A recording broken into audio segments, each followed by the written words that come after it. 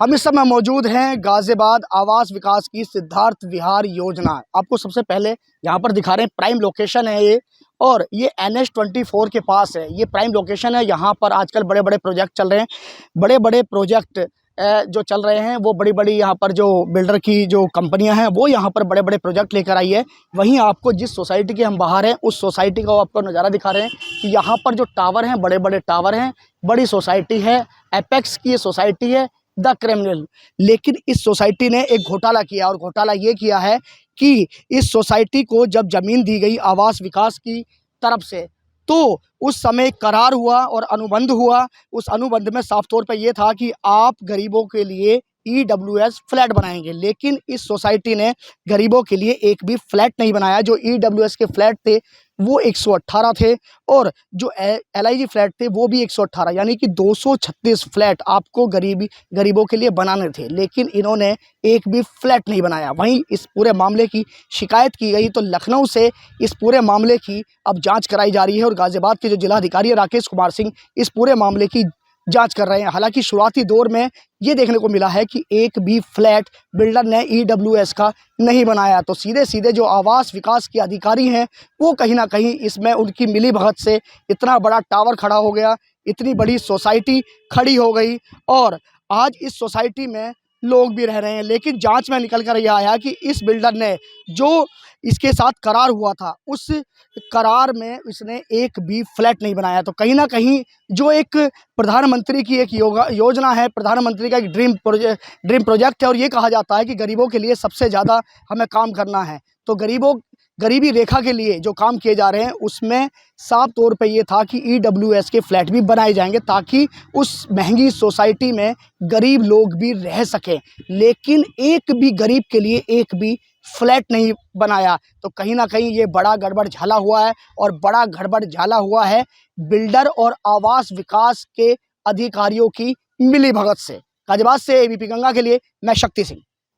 गाजियाबाद की आवास विकास योजना सिद्धार्थ विहार में एक बिल्डर को जमीन दी गई और अनुबंध कराया गया कि वो गरीबों के लिए भी आवास बनाएगा उस सोसाइटी में, लेकिन बिल्डर ने एक ना मानी। आवास विकास के अधिकारियों की उसमें नहीं चली, और वहां पर उसने बहुमंजिला इमारत बना दी। लेकिन जब जांच की गई तो जांच में आया कि जो करार हुआ था उस करार के अनुरूप उसने वहां एक भी EWS फ्लैट नहीं बनाया, LIG फ्लैट नहीं बनाया। क्या अनुबंध हुआ था, क्या करार हुआ था? आवास विकास के अधिकारी हमारे साथ बात करने के लिए। सर, क्या अनुबंध हुआ था उसके साथ? उसने नक्शा पास कराया था जिसमें शर्तें थीं कि गरीबों के लिए 118 नग LIG मकान और 118 नग EWS मकान का निर्माण करना था, जो कि उसको उसी टावरों पे बनाया जाना है। उसने उस टावरों को ऊपर बना नहीं रहा है, जिसके संबंध में शिकायतें प्राप्त हो रही हैं और उसकी शासन स्तर पर जांच चल रही है।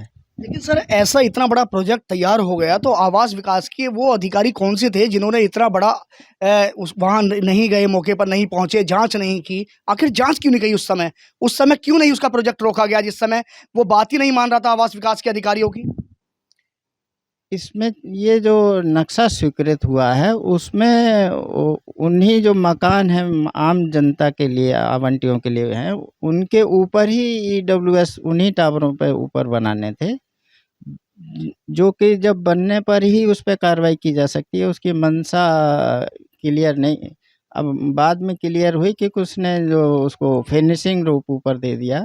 तो इसमें हमारे खंड के परिषद स्तर से विभिन्न स्तर पर कार्रवाई की जा रही है, और जांच भी इसमें शासन स्तर पर विचाराधीन है। सर, कार्रवाई के रूप में अब इस समय क्या किया जाएगा उसके ऊपर? क्योंकि बात तो उसने मानी नहीं, जो अनुबंध हुआ था उसने माना नहीं।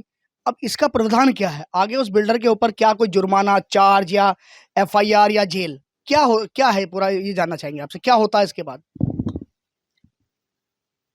उसमें हमारे परिषद की तरफ से भी जांच वो FIR दाखिल कराई गई है, और इन्होंने डीम्ड सर्टिफिकेट कंप्लीशन का लिया था, उसके ऊपर भी हमारे खंड के अधिशासी अभियंता द्वारा प्रभावी कार्रवाई करते उसको निरस्त कराया गया है। और पब्लिक में भी 2 बार अखबारों के माध्यम से सूचित किया गया है कि इन ऐसे लोगों के झांसे में ना आए। मतलब कंप्लीशन सर्टिफिकेट प्राप्त उसमें ही जो है कहीं ना कहीं सर ये बहुत बड़ा घोटाला है, अगर घोटाले की बात की जाए तो, क्योंकि 236 फ्लैट इसे गरीबों के लिए बनाने थे और इसने आवास विकास की एक ना सुनी, आवास विकास के अधिकारियों की एक ना सुनी। खंड के अधिकारियों को निर्देश दे दिए गए हैं कि वो उस पर दबाव बनाया जाए कि ऊपर जो जहाँ उसने क्लोजिंग किया है, जो फेसिया वगैरह किया है, उसको तोड़ने के निर्देश दिए गए हैं। लेकिन सर शासन स्तर से अब उसकी जांच कराई जा रही है, गाजियाबाद के जो जिलाधिकारी हैं वो इसकी जांच कर रहे हैं। अगर कोई शिकायतकर्ता ना आता तो इसके ऊपर तो कोई जांच ही नहीं हो बैठती, यानी कि कोई ना कोई शिकायतकर्ता जब गया जब ही जांच बैठी। आवास विकास ने अपने पहले कुछ क्या किया इसमें? कुछ नहीं किया आवास विकास ने, तो अगर बात की जाए तो नहीं, ऐसा नहीं है।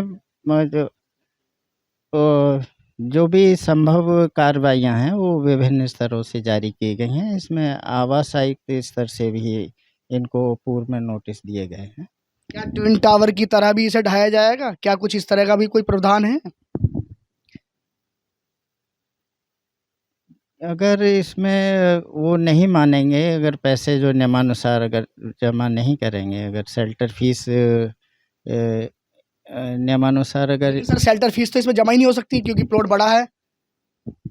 तो इनको कहीं या तो ये लेकर के बनाएं, तभी संभव है कि ये इनको राहत मिल सकती है। देखिए बिल्कुल, अब आवास विकास के अधिकारी ये हैं रमेश चंद्रा जी, इनका साफ तौर पे ये कहना है कि इसके विरुद्ध कार्रवाई की जाएगी, यानी कि जो इसने फिनिशिंग का रूप दिया है उसको भी तोड़ा जाएगा। तो कहीं ना कहीं सीधी तौर पे जो बिल्डर है, जो एपेक्स का मालिक है, उसने बिल्कुल भी बात नहीं मानी कहीं ना कहीं आवास विकास के अधिकारियों की। लेकिन जिस समय वो टावर खड़े हो रहे थे उस समय आवास विकास के वो कौन से अधिकारी थे जो उसके साथ मिले हुए थे? क्योंकि इतने बड़े टावर खड़े हो गए, फिनिशिंग का रूप दे दिया, लेकिन उसने जो मकान बनाने थे, जो फ्लैट बनाने थे गरीबों के लिए 236 फ्लैट, वो फ्लैट नहीं बनाए। अब देखना इसमें कि जांच में निकल कर आगे क्या आता है।